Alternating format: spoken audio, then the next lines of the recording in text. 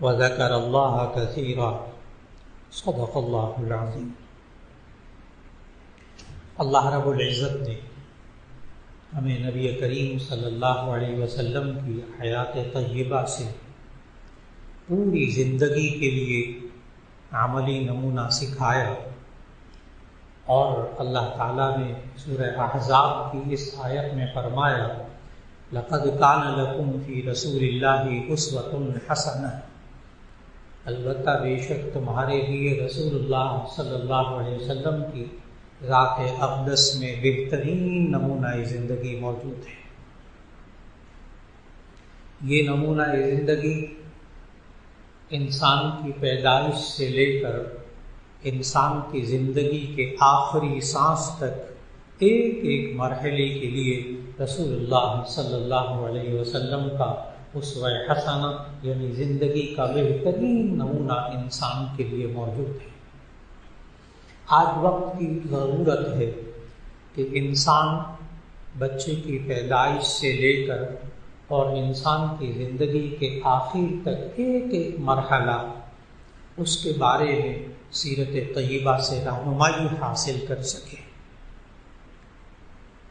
ہمارا اپنا وقت بچپن کا گزر چکا، لیکن آئندہ جو نسلیں دنیا میں آنے والی ہیں ان کی تربیت اللہ کے رسول صلی اللہ علیہ وسلم کی سیرت طیبہ کے مطابق اس طرح ہو جائے کہ ایک گھر میں بچہ یا بچی جوان ہو تو ماں باپ یہ کہہ سکیں کہ ہم نے پیدائش سے لے کر اور اب تک تمہاری تربیت ہم نے سیرت النبی صلی اللہ علیہ وسلم کے مطابق کی ہے،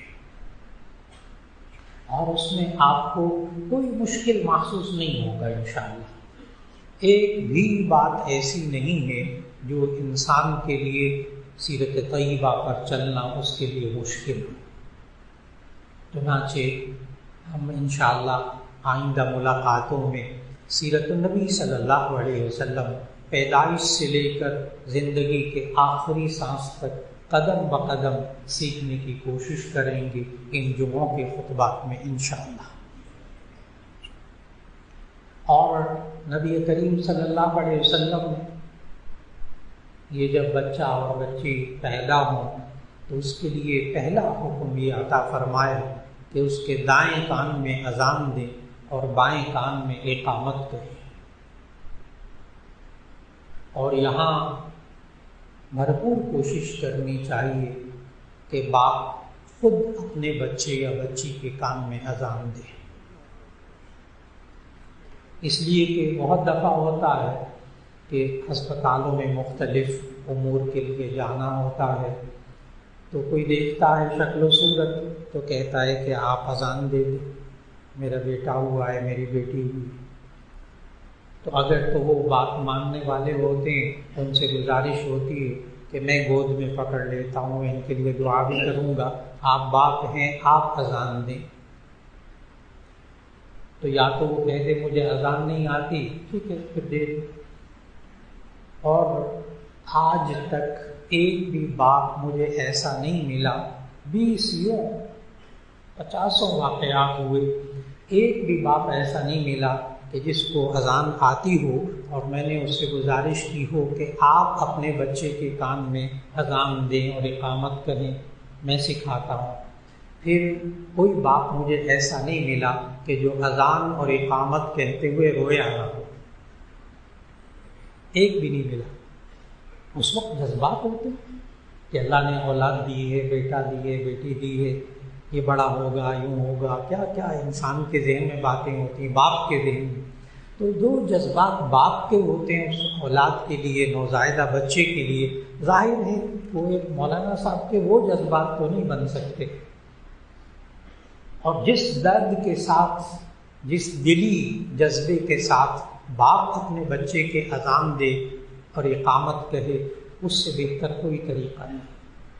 اس لیے بھرپور کوشش ہو کہ باپ اپنے بچے کے نہ آتی ہو، ٹھیک ہے کسی بھی دوسرے شخص سے اذان کہی جا سکتی ہے، اقامت کہی جا سکتی ہے۔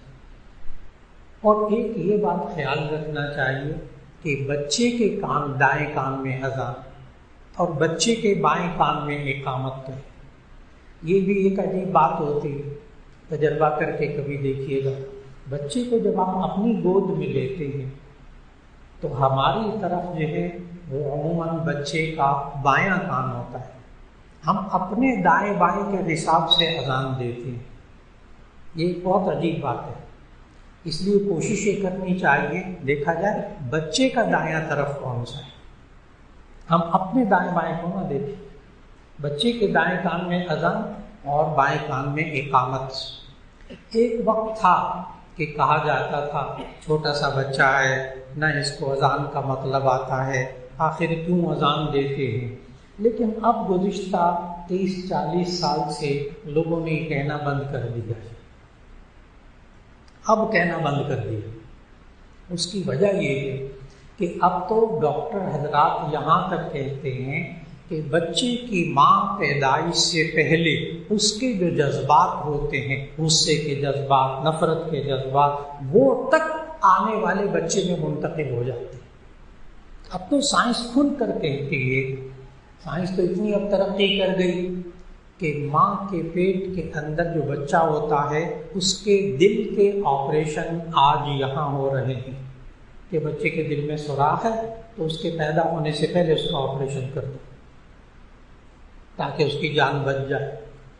تو اب تو بچے کی دنیا میں آنے سے پہلے کے اعمال اثر انداز ہو رہے ہیں، اور بخاری شریف کی حدیث ہے جس سے ہمیں اذان کا فلسفہ سمجھ میں آتا ہے کہ بچے کے کان میں اذان اور اقامت کیوں کہیں۔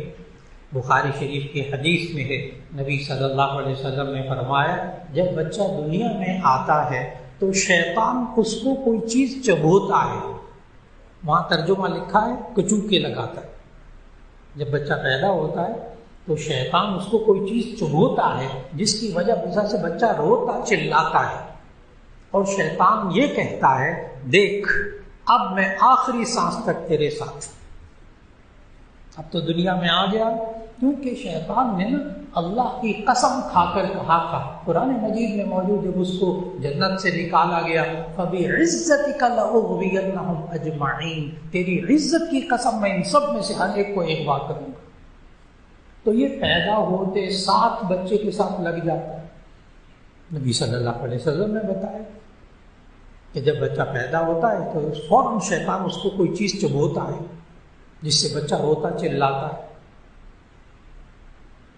اب اس کے کان میں اذان دی جا رہی، اللہ کا نام ڈالا جا رہا، اب اس کے کان میں اقامت کہی جا رہی، اللہ کے رسول صلی اللہ علیہ وسلم کا نام ڈالا جا رہا، اشہد ان لا الہ الا اللہ، اشہد ان محمد رسول اللہ۔ اور عجیب بات ہے، جامع ترمذی کی حدیث ہے کہ نبی صلی اللہ علیہ وسلم نے فرمایا کہ رات کو جب سونے لگو تو برتن ڈھانپ کر سویا کرو اور دروازے بند کر کے سویا کرو، آگ بجھا کے سویا کرو۔ تو وہاں ایک روایت میں ہے کہ بسم اللہ پڑھ کے بند کیا کرو۔ پھر وہاں پر محدث نے اس حدیث کی تشریح میں لکھا اس لیے کہ جب آپ دروازہ بند کرتے ہوئے اللہ کا نام لے لیں گے نا، اب شیطان داخل نہیں ہوگا، اب شیطانی اثرات آپ کے پینے کی چیزوں میں نہیں آئیں گے، آپ کے کھانے کی چیزوں میں نہیں آئیں گے۔ تو معلوم یہ ہوا کہ جب بچے کے کان میں اذان دی جائے تو اس وقت جب بچہ رو رہا ہے، پیدا ہوتے ساتھ ہی روتا ہے بچہ، یہ اس کی زندگی کی علامت ہے، لیکن اس وقت اللہ کا نام ڈال دیا جائے کان کے اندر تو اس کا اثر ہوگا کہ اللہ اس بچے کو شیطانی قوتوں سے محفوظ رکھے گا انشاءاللہ۔ پھر اس کے بعد جب بچہ 7 دن کا ہو جائے تو پھر نبی صلی اللہ علیہ وسلم نے فرمایا کہ 7ویں دن ایک تو اس کا عقیقہ کرو، نمبر 2 اس کے سر کے بال منڈواؤ، نمبر 3 اس کا اچھا سا نام رکھو۔ جب 7واں دن ہو جائے تو پھر یہ والے کام کیجیے۔ اس لیے بغور ان باتوں کو سنیے گا تاکہ جو بزرگ ہو گئے وہ اپنے پوتوں نواسوں نواسیوں کو بتائیں، ان کے لیے تربیت کریں، اگر ذہن میں موجود رہے گا تو بچوں کی تعلیم و تربیت ہو سکے گی۔ تو 7ویں دن بچے کا نام رکھیں، عقیقہ کریں، اس کے سر کے بال منڈائیں۔ اور نبی کریم صلی اللہ علیہ وسلم نے نام رکھنے کے لیے بھی ادب سکھائے اور عقیقے کے بھی ادب سکھائے۔ ایک تو یہ کہ 7ویں دن عقیقہ کرنا۔ اب حدیث میں نا یہ نہیں آتا کہ 7 دن بعد، حدیث میں ہے یوم السابع، 7واں دن۔ اب اس پر حضرت مولانا اشرف علی صاحب تھانوی رحمۃ اللہ علیہ نے واضح الفاظ میں لکھا عقیقے کے بیان میں کہ 7 دن بعد کرنا سنت لازم نہیں ہے، تو فرض واجب نہیں ہے۔ آپ 10 دن بعد بھی کر سکتے ہیں، 11 دن بعد بھی کر سکتے ہیں، لیکن اگر آپ تاخیر ہو جائے کسی وجہ سے عقیقہ کرنے میں، بال منڈوانے میں، جیسے آج کل ہوتا ہے، آج کل بسا اوقات آپریشن ہوتا ہے تو ڈاکٹر حضرات کہتے ہیں ابھی 2-3 ہفتے لگیں گے، ابھی تھوڑا سا ٹھہر جائیں۔ کبھی یہ ہوتا ہے کوئی اور عارضہ ہوتا ہے کہ انسان 7ویں دن عقیقہ نہیں کر سکتا، تو حضرت مولانا اشرف علی صاحب تھانوی رحمۃ اللہ علیہ نے فرمایا کہ اگر آپ 2 ہفتے بعد، 3 ہفتے بعد، مہینے کے بعد، 2 مہینے کے بعد، 6 مہینے کے بعد بھی عقیقہ کرنا چاہیں تو آپ 7ویں دن کا خیال کر لیں تو سنت پوری ہو جائے گی۔ اور یہ والا جو اب میں اگلا جملہ بتانے لگا ہوں، یہ خالص حضرت تھانوی رحمۃ اللہ علیہ نے لکھا کہ ہم 3 مہینے 4 مہینے کے بعد کیسے یاد رکھیں کہ 7واں دن کیسے ہوگا؟ تو مولانا شیخ علی تھانوی رحمۃ اللہ نے لکھا جس دن بچہ پیدا ہوا ہے اس سے 1 دن پہلے عقیقہ کر لیں، چاہے 6 مہینے بعد کریں، چاہے 8 مہینے بعد کریں، وہ 7واں دن ہوگا۔ بڑی عجیب ٹیکنیک ہے، آپ حساب کر کے دیکھ لیجئے، جس دن بچہ پیدا ہوا ہے اس سے 1 دن پہلے عقیقہ کر لیں، وہ 7واں دن ہوگا۔ اگر ہفتے کو بچہ پیدا ہوا تو آپ 6 مہینے بعد، سال بعد عقیقہ کریں، لیکن آپ جمعے کو عقیقہ کر لیں 1 دن پہلے، وہ 7واں دن ہوگا۔ بڑا شاندار طریقہ بتایا سنت پر عمل کرنے کا۔ تو ایک تو یہ کہ 7ویں دن کا خیال کر لیا جائے، چاہے 2 ہفتے بعد ہو، چاہے 3 ہفتے بعد ہو۔ اور اگر بالفرض کوئی صاحب یہ کہیں کہ جی مجھے صرف اتوار کو چھٹی ہوتی ہے اور میں کسی دن عقیقہ نہیں کر سکتا، تو اسی صورت میں کوئی حرج کی بات نہیں، عقیقہ کرنا الگ سنت ہے، سنت غیر مؤکدہ، یعنی عقیقہ کر لیں تو ثواب، نہ کریں تو کوئی گناہ نہیں۔ 7ویں دن کر لیں تو ثواب، نہ کریں تو کوئی گناہ نہیں۔ اس کے لیے بڑی واضح بات یہ ہے، سنت غیر مؤکدہ ہے، اس لیے اس کو فرض واجب کی طرح ذہن پہ دباؤ نہ رکھا جائے۔ بسا اوقات ہوتا ہے بچے کی پیدائش پر اچھے خاصے اخراجات ہوتے، اب وہ عقیقہ کرنے کو پیسے نہیں ہوتے، اتنی بندہ نہیں استطاعت رکھتا، ٹھیک ہے کوئی بات نہیں، چند مہینے بعد کر لیجیے، جائز، سنت پوری ہو جائے گی۔ اور عقیقے کا فلسفہ اور اس کی حکمت بھی نبی صلی اللہ علیہ وسلم نے اپنے ارشاد میں بتائی، فرمایا الغلام مرتہن بعقیقتہ، یہ جو بچہ ہے نا یہ عقیقے کے بدلے میں رہن رکھا ہوا ہوتا ہے، گروی، جیسے ہم پیسے دے کر گروی چیز چھڑا لیتے ہیں، اس طرح عقیقہ کر کے انسان بچے کو مصیبتوں سے چھڑوا لیتا ہے، یہ عقیقے کا فلسفہ۔ پھر نبی صلی اللہ علیہ وسلم نے حضرت فاطمہ رضی اللہ تعالیٰ عنہ کو بتایا، حضرت حسن حضرت حسین رضی اللہ تعالیٰ عنہ کے بارے میں۔ یہاں میں خاص طور پر نا حضرت حسن حضرت حسین رضی اللہ تعالیٰ عنہ کے بارے میں بات کرنے لگا ہوں۔ نبی صلی اللہ علیہ وسلم کے اپنے ذاتی بچپن سے لے کر وہ باتیں آہستہ آہستہ عرض کروں گا، لیکن بعض حضرات کا یہ خیال ہے کہ نبوت ملی نبی صلی اللہ علیہ وسلم کو 40 سال کی عمر میں، لہذا جو شرعی احکام ہیں وہ 40 سال کی عمر کے بعد ہوں گے، فرض واجب سنت وہ نبوت ملنے کے بعد ہوں گے۔ نبوت ملنے سے پہلے کے جو نبی صلی اللہ علیہ وسلم کے کام تھے وہ ہمارے لیے شرعی نہیں ہے، شرعی طور پر فرض واجب نہیں ہے، یہاں تک یہ بات درست ہے کہ نبوت ملنے سے پہلے کے کام فرض واجب نہیں، فرض واجب تو ہوئے نبوت ملنے کے بعد جب وحی آنی شروع ہوئی۔ اس لیے میں اس وقت حضرت حضرت حسین رضی اللہ تعالیٰ عنہ کو نبوت ملنے کے بعد نبی صلی اللہ علیہ وسلم نے بچوں کے لیے کیا سکھایا، اس کے سنت ہونے میں تو کوئی اختلاف نہیں۔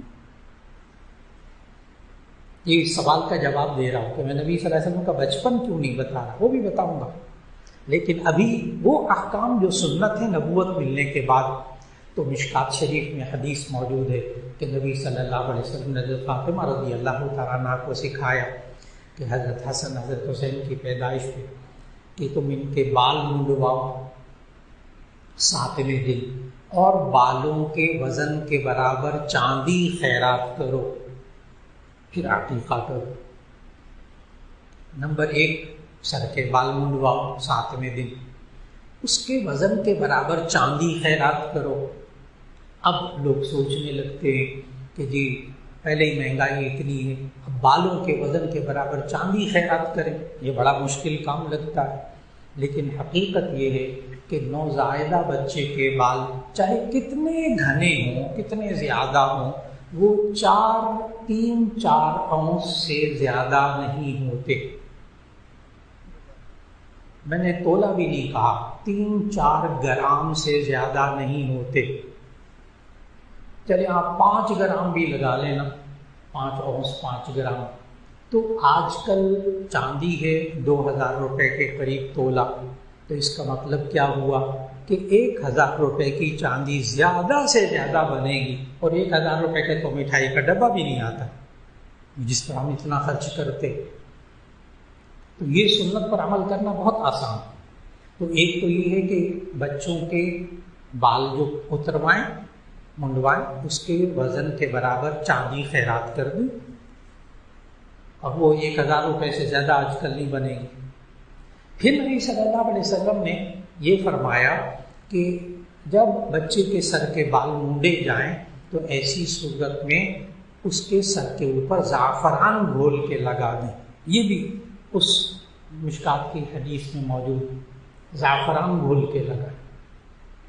اس کی وجہ محدثین نے لکھی کہ یہود بھی عقیقہ کرتے تھے، باقی آسمانی مذاہب میں عقیقہ موجود تھا، اس لیے نبی صلی اللہ علیہ وسلم کا بھی عقیقہ ہوا بچپن میں۔ لیکن سنت کب ہوا؟ جب نبوت مل گئی۔ تو نبی صلی اللہ علیہ وسلم نے فرمایا کہ یہود جب عقیقہ کرتے تھے تو اس وقت وہ جو ذبح کرنے کے بعد اس جانور کا خون نکلتا تھا، تازہ خون بہتا ہوا، وہ سر مڈانے کے بعد بچے کے سر پر اس کو لیپ کر دیتے تھے۔ یہ یہودیوں کا آج بھی ہے، عیسائیوں کے بھی ہے کہ جو عقیقہ کرتے اس کا خون لے کر بچے کے سر پہ لگا دیتے۔ تو نبی صلی اللہ علیہ وسلم نے فرمایا یہ خون تو ناپاک حرام ہے، کیوں اس پاکیزہ بچے کے اوپر لگاتے ہو؟ منع کر دی کہ تم نے یہ کام نہیں کرنا۔ اور پھر اس کے بعد نبی صلی اللہ علیہ وسلم نے فرمایا زعفران گھول کے لگا دو۔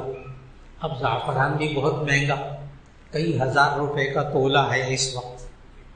اب لوگ گھبراتے ہیں اس سے بھی، اس سنت پر بھی عمل نہیں کرتے، لیکن بہت آسان، آپ 400-500 کی چند پتیاں لے لیں زعفران کی، 400-500 روپے کی، بڑی آسانی سے 1-2 چمچے پانی لیں۔ دیکھیں سنت پر عمل کیسے کرنا ہے۔ چند زعفران کی پتیاں لیں، اس کو 1-2 چمچے پانی کے لیں، پیالے کے اندر اس کو گھول لیں، وہ پیلا پیلا پانی ہو جائے گا، اس کو سر کے اوپر لگا دیں، سنت پوری ہو گئی الحمدللہ۔ تو بال منڈوانے کے بعد سر پہ زعفران لگانا یہ بھی سنت۔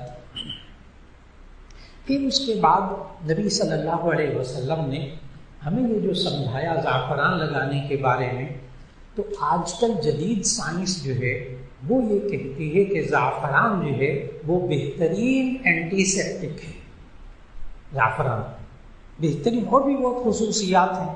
اگر آپ زعفران کے بارے میں خصوصیات پڑھنا چاہیں، کیونکہ نبی صلی اللہ علیہ وسلم یہ بہت استعمال فرماتے تھے، اور اس بچے کے سر کے اوپر زعفران بھی گھول کے لگانا، تو زعفران کے بارے میں اگر آپ اردو میں پڑھنا چاہیں تو بہترین کتاب اس کے بارے میں طب نبوی اور جدید سائنس، طب نبوی اور جدید سائنس، یہ دیکھیے ڈاکٹر خالد غزنوی صاحب نے، اور ان کا حضرت مولانا عبید اللہ صاحب رحمۃ اللہ علیہ سے بڑا رشتہ داری کا تعلق تھا. حضرت مولانا صدبہ صاحب تشریف فرما ہیں، بلکہ میں دیکھ رہا تھا ابھی کہ حضرت مولانا عبید اللہ صاحب کی جو قبر مبارک ہے اس سے ذرا پہلے ڈاکٹر خالد غزنوی صاحب کی قبر ہے.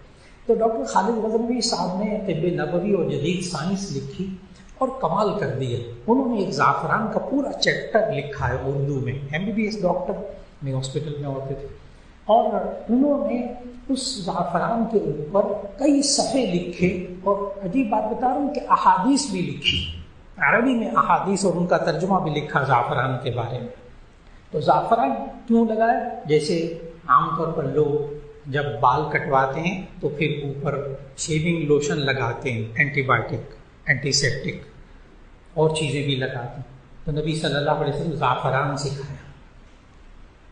زعفران لگانے کے بعد پھر اس کے بعد عقیقہ ہو گیا.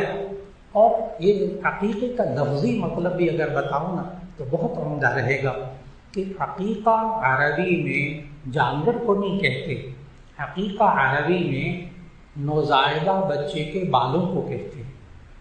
عربی لغت جب آپ دیکھیں گے تو عقیقہ کہتے ہیں نوزائیدہ بچوں کے بال.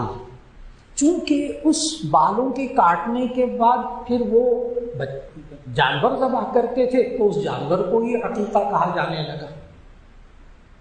آج کل عقیقے کی سنت پر لوگ ایک اور وجہ سے عمل نہیں کرتے، اور وہ یہ ہے کہ ہم نے عقیقہ کرنا ہے، لوگوں کو بلانا ہے، دعوتی کارڈ بھی چھاپنے ہیں، پھر اتنے کئی لوگوں کو بلانا ہوگا، پھر جو آئے گا وہ ہدیہ تحفے کے طور پر بھی خرچہ کرے گا، نئے کپڑے بھی بنوائے گا، پھر گھر کے اندر بھی بہت کئی لاکھ روپیہ آج کل صرف عقیقے پر خرچ کیا جا رہا ہے، جو سنت کے مطابق نہیں ہے. اس لیے اس سے بچنا چاہیے. ماشاءاللہ الحمدللہ. حضرت تشریف لے آئیے. اہلاً وسہلاً مرحبا. حیاک اللہ بالصحۃ والسلامہ. الحمدللہ الحمدللہ الحمدللہ.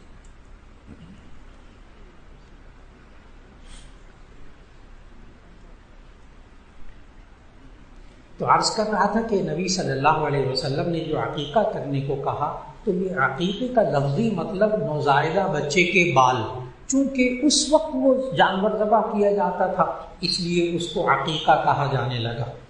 اب رہا یہ سوال کہ عقیقہ بچے کی طرف سے، لڑکے کی طرف سے 2 کیے جائیں، لڑکی کی طرف سے 1 کیا جائے.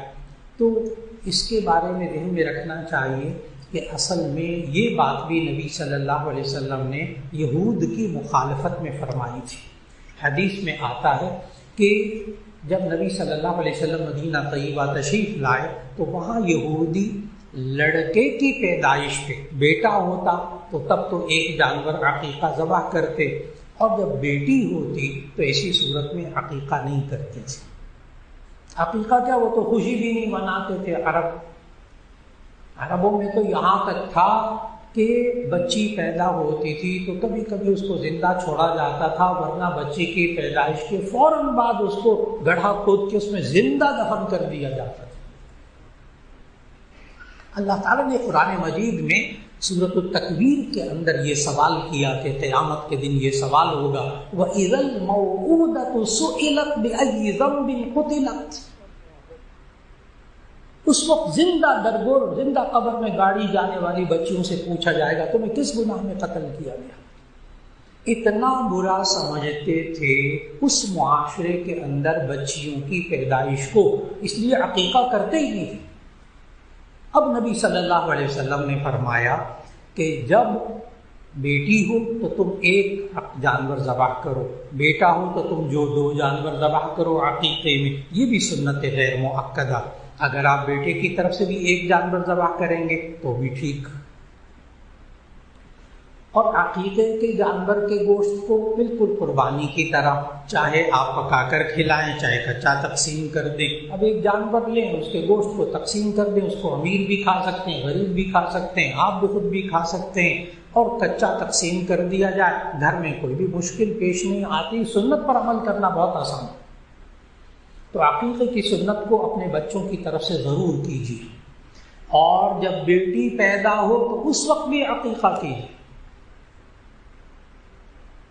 یہ آج پھر ہمارے معاشرے کے اندر یہ بات آ گئی ہے، سوائے ان گھروں کے جن میں دینداری موجود ہے وہ بچیوں کی پیدائش پہ بھی خوشی مناتے ہیں، اور ہمارے معاشرے کے نوجوان اب بزرگوں کا یہ فرض ہے کہ اپنی نوجوان نسل کو سمجھائیں، نوجوان شادی شدہ جوڑوں کو سمجھائیں، گھر میں گھر والوں کا ذہن بنائیں کہ بچی کی پیدائش پر بھی عقیقہ کرنا ہے، بچی کی پیدائش پر بھی خوشی منانی ہے۔ یہاں ہمارے معاشرے کے اندر اب یہ حال ہو گیا ہے، پہلی بچی ہوتی ہے تو کہتے ہیں بہت مبارک ہو، بڑی اللہ کی رحمت ہے، دوسری خوشی ہوتی ہے تو دلاسا دیتے ہیں کوئی بات نہیں لڑکا بھی پیدا ہوگا، اور تیسری بیٹی پر ہمارے معاشرے میں طلاقیں ہوتی ہیں کہ یہ عورت تو بچیاں ہی پیدا کر رہی ہے، بیٹا پیدا ہی نہیں کر رہی۔